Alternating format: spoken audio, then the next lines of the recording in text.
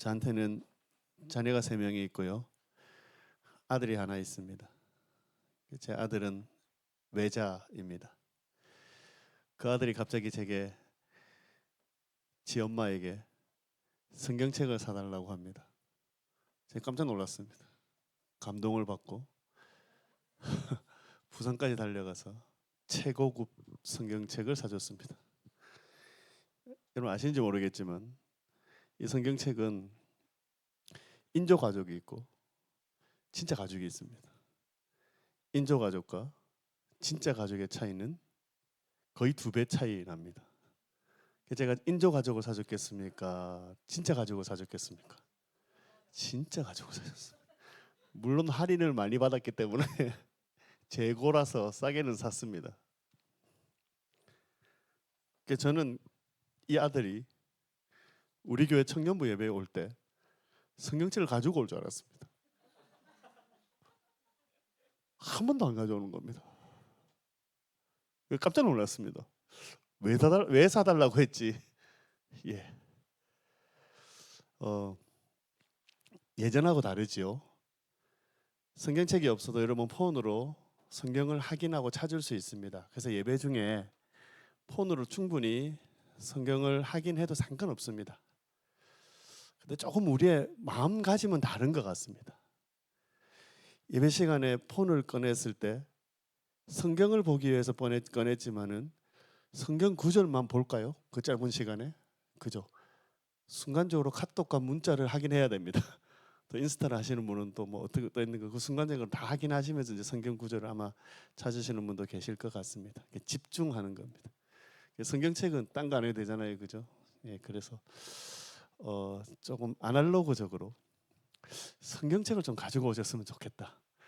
집에 성경책 다 있으시죠? 예, 먼지 탁탁 털고 다음 주부터 성경책을 좀 가지고 오셨으면 좋겠습니다. 제가 사실 이거 벌써 몇 달 전부터 얘기하고 싶었는데요. 조금 이제 여러분들 불편하실까봐 제가 이제 얼마 안 남았긴 제가 이제 우리 이연표 목사님이 우리 청년부를 담당을 해주실 겁니다. 그래서 제가 이제 얼마 안 남았기 때문에 이제 좀 심하게 강하게 지금 얘기하는 거. 제가 웃고 있지만 굉장히 강하게 이야기하는 겁니다. 그래서 성경책을 여러분 꼭 가지고 와주셨으면 좋겠습니다. 그래서 예배 나올 때에 성경책을 안 가져온다고 해서 우리 예배 자세가 불량하다 이 말하는 거 아닙니다. 예, 조금 더 우리가 집중하고 하기 위해서 그렇게 여러분 성경책을 가지고 와주셨으면 좋겠습니다. 예, 잔소리해서 미안합니다. 에스겔 선지자 이야기입니다. 에스겔 선지자는 어린 나이부터 너무나 힘든 시간을 보내었습니다. 굉장히 큰 절망을 경험한 선지자입니다. 이제 바벨론이라는 나라에 느부갓네살이라는 왕에 의해서 에스겔이 살던 그 예루살렘이 3번에 거쳐서 침략을 당하게 됩니다. 그 첫 번째 침략은 에스겔의 나이가 18세 되는 때였습니다. 바로 그때 그 유명한 다니엘이 그리고 비롯한 그 귀족들과 왕자들이 바벨론으로 포로로 잡혀가게 됩니다. 다행이라고 하기는 좀 그렇지만 여하튼 에스겔 입장에서는 다행으로 그때 포로로 잡혀가지는 않았습니다. 그렇게 한 차례 유다에 이런 큰 폭풍이 일었습니다. 그 10여 년간 이 유다 땅에 이 예루살렘 땅에는 좀 평온함이 있었던 것 같습니다. 그렇다면 그때에라도 여기 이 유다 백성들이 정신을 차렸어야 됐습니다.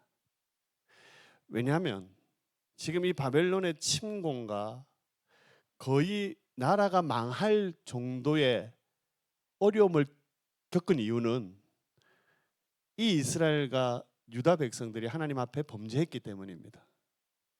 이미 북이스라엘은 망했습니다. 그 범죄함으로 인해서.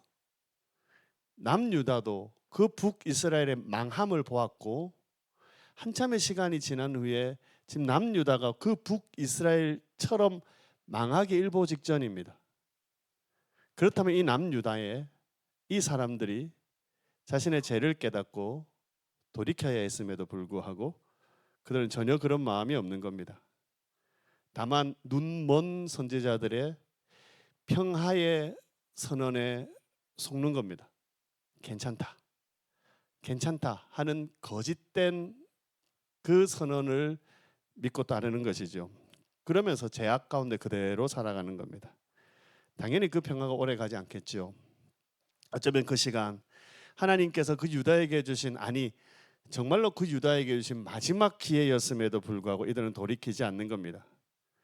그래서 바벨론이 이번에는 예루살렘을 이번에도 침략하게 되었고, 그 에스겔 선지자를 포함해서 10,000명의 백성들이 이 바벨론으로 또 포로로 잡혀가게 됩니다.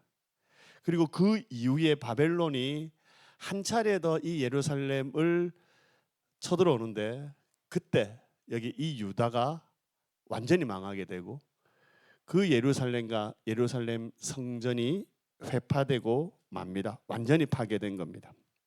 말 그대로 완전히 망했습니다. 완전히 나라를 잃었습니다. 이제 유다 백성들은 나라 없는 백성이 되어버린 겁니다. 사실 이 에스겔에게는 이 사실만 해도 너무나 큰 충격이겠지요. 나라를 잃었으니, 더 이상 나라가 없으니, 지금 포로로 잡혀가 있으니.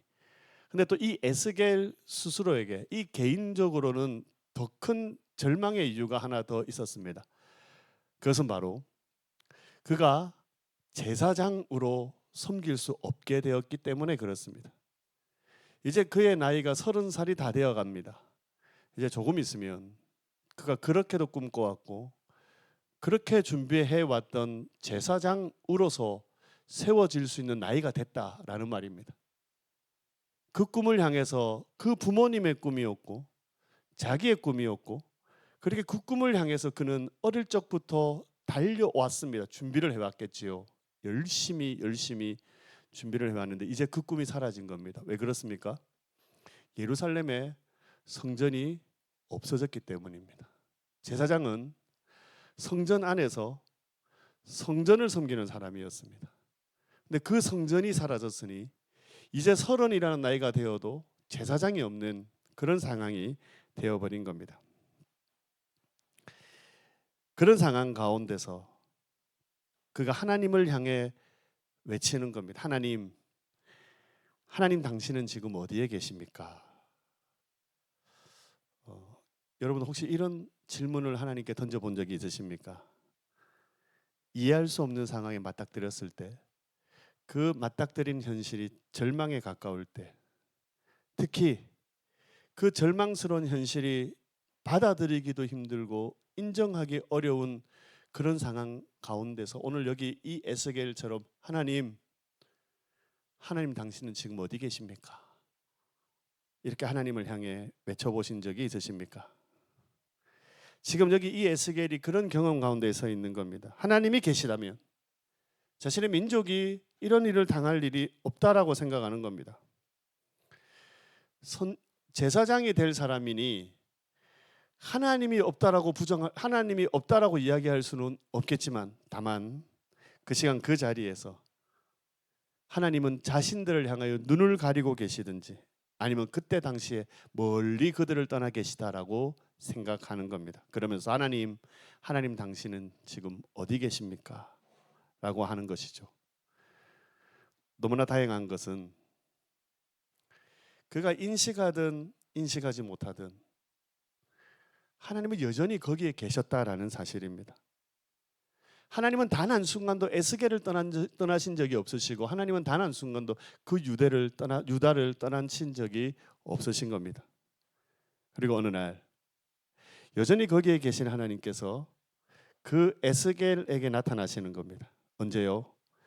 에스겔이 30살이 되던 그 해, 그의 절망이 최고조로 달할 그때 하나님께서 그 에스겔에게 나타나셔서 환상을 보여주셨습니다.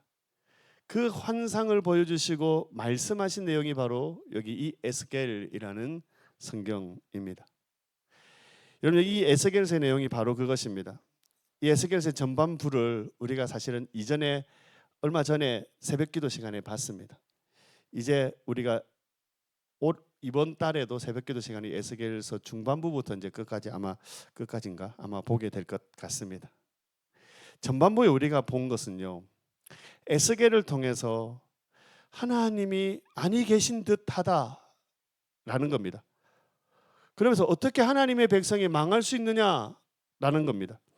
하나님이 계셨다면 어떻게 이스라엘이 망할 수 있느냐 하는 그런 의문과 질문 투성이로 그 에스겔서가 시작을 합니다. 그런데 이 에스겔서를 쭉 읽어가면서 하나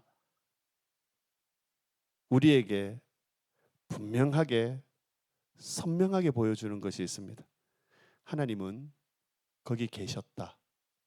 하나님은 거기 계시다라는 겁니다.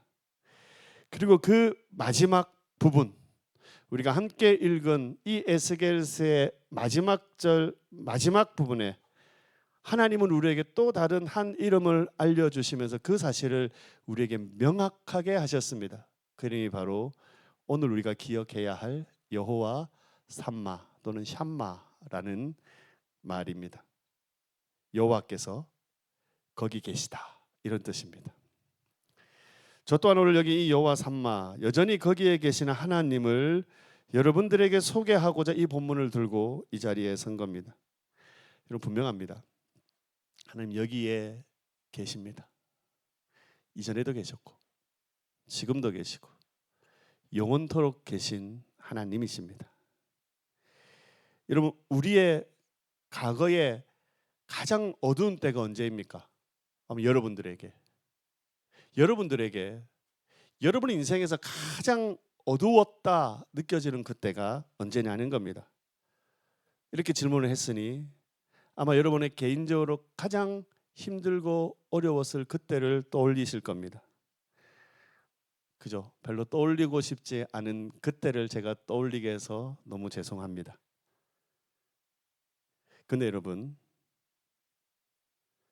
정말로 우리가 어두웠던 때가, 그 어두웠던 과거는 언제이겠습니까?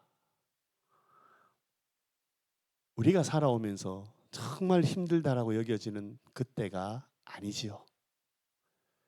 주님 만나기 전, 주님을 우리의 신앙으로 고백하여 주님을 만나기 바로 그 전의 모든 시간들이 우리 인생의 가장 어두운 때입니다. 죄의 종으로, 죄의 노예로 살던 그때입니다. 여러분, 그때는요, 우리가 말씀과 영의 눈으로 떠서 우리 자신을 살피지 못했을 뿐이지, 이제 말씀과 영의 눈을 떠서 그때의 내 모습을 떠올려 보니 그때는 정말로 소망 없을 때입니다. 절망 가운데 살아갈 때입니다. 왜냐하면 우리는 살아간다라고 착각하지만 영원히 죽어가는 존재들이었기 때문입니다. 우리가 영원히 죽어가는 존재이지만 그 가운데서 우리를 건져내 줄 사람이 아무도 없을 그때였기 때문에 그렇습니다. 그때가 우리 인생의 가장 어두운 밤들이었습니다. 근데 여러분 아십니까? 그때에도 여전히 하나님은 여러분과 함께하고 계셨습니다. 나도 모르는 사이에 죄의 노예로 살면서 신음하고 아파하고 있던 그때도 우리 주님은 우리의 그 고통의 신음소리를 들으시고 여전히 우리를 향해 부르고 계셨던 때입니다.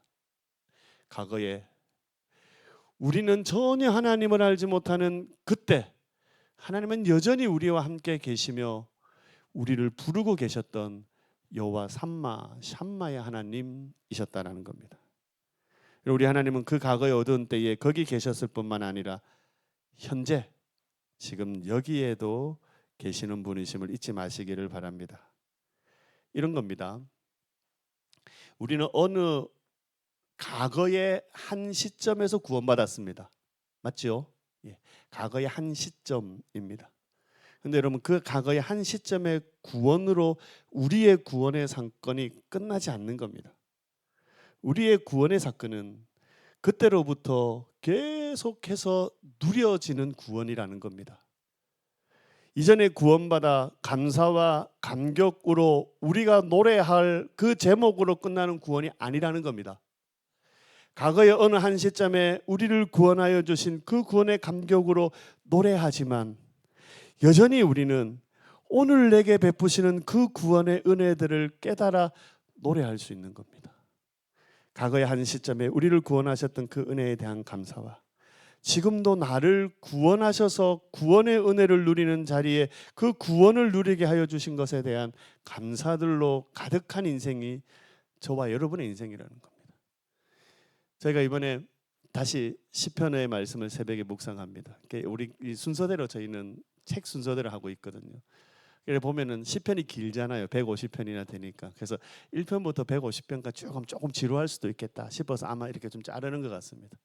이번에 이제 다시 시편 한 구역을 이렇게 저희가 보는데 이번에는 뭐라 해도 찬양이었습니다. 이번에 우리가 읽고 있는 시편의 말씀들은 찬양이었습니다. 여러분 설교자가 얼마나 힘든지 아십니까? 다 비슷비슷한 내용을 가지고 매일 설교를 해야 됩니다. 특히 이번에 주제는 다 찬양이었습니다. 다 찬양이니 그 찬양에 대한 설교를 해야 되잖아요. 그죠? 매일 새벽마다 본문은 다르지만 그 본문의 내용의 핵심은 찬양이었습니다. 설교자가 얼마나 힘든지 아시겠죠? 근데 여러분 그 힘들다 여겨지는 그 순간에 제가 하나님 앞에 너무나 우둔하고 미련한 자였구나라는 걸 깨닫게 됩니다. 왜냐하면 제가 그 말씀 한 장 한 장 한 편 한 편 읽어가는 동안에 내가 찬양해야 되는 제목들이 너무나 무수히 많음을 느끼는 겁니다. 1절부터 8절까지 있는 9절부터 16절까지 주어진 그 본문들을 살피는데 새벽에 제가 한 10분 정도 설교하거든요. 그 10분의 시간이 너무너무 짧은 겁니다. 너무너무 아쉬운 겁니다. 무슨 말일까요? 저와 여러분이 하나님을 찬양해야 하는 이유는 무수하고 무한한 겁니다.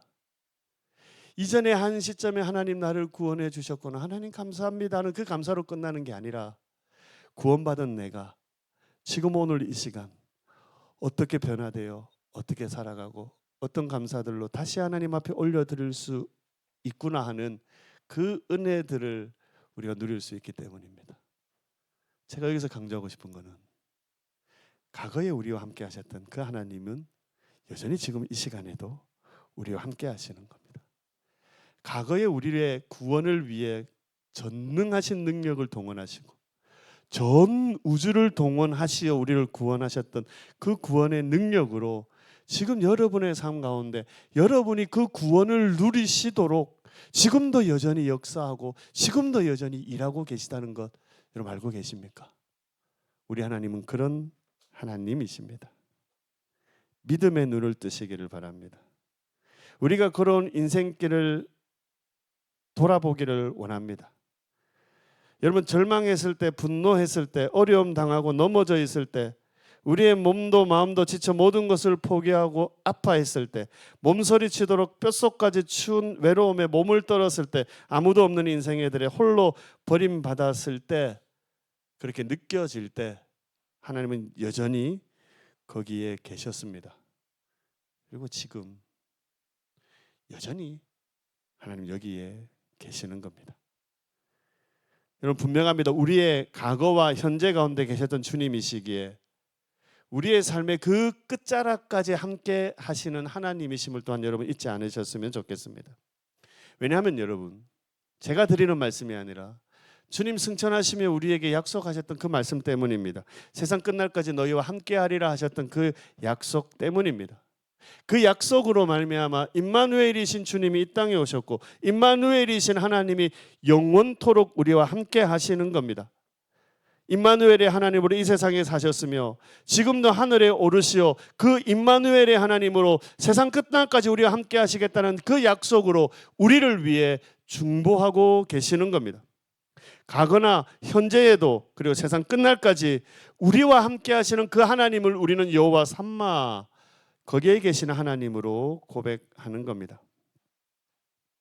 제가 장례식장마다 빠뜨리지 않고 함께 나누는 말씀이 있습니다. 우리가 이 땅에서의 분복을 마치고 영혼의 세계로 들어가는 그 이후에 우리에게 허락되어지는 그 나라의 이야기입니다. 우리의 모든 눈물을 씻어주시고 모든 것을 새롭게 하신 새하늘과 새 땅입니다. 저는 저 천국에 대해서 어떻게 우리가 표현해야 될지 고민이 많습니다. 근데 성경이 우리에게 분명하게 이야기해 줍니다. 새하늘과 새 땅이라는 겁니다. 그곳에, 그 영광스러운 천국에 우리의 영원을 이미 하나님이 준비해 놓고 기다리시는 겁니다. 하나님의 충만하시고 완전하신 임재가 있는 그곳, 바로 그곳을 주님 우리를 위해 준비하고 기다리고 계신다라는 겁니다. 너무 먼 이야기라서 별로 그렇게 감흥이 없으시죠? 저도 그랬습니다. 우리 부장님 계시지만은 제가 나이가 조금씩 들어가면서 어떨 때는 죽음에 대한 두려움이 몰려올 때가 있고, 어떨 때는 그 죽음 너머에 오늘 여기 말씀을 통해서 우리에게 말씀하신 그 하나님의 놀라운 나라들에 대한 소망으로 내 안에 넘쳐날 때도 있습니다. 여러분, 이 사실을 잊지 마십시오. 가거나 현재나 미래나 동일하시게 여전히 여기에 계시는 그 하나님을 의지하셨으면 좋겠습니다. 함께 우리 찬양하기 전에 잠깐 눈을 감아 보실까요?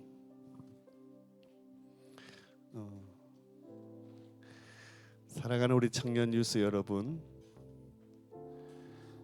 하나님은 단 한순간도 여러분을 떠나신 적이 없습니다. 여전히 여러분과 함께 하십니다.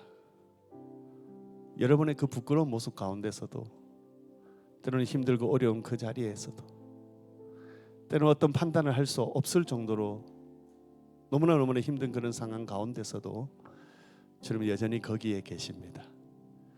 그리고 여러분은 그 하나님을 누리시면 되는 겁니다.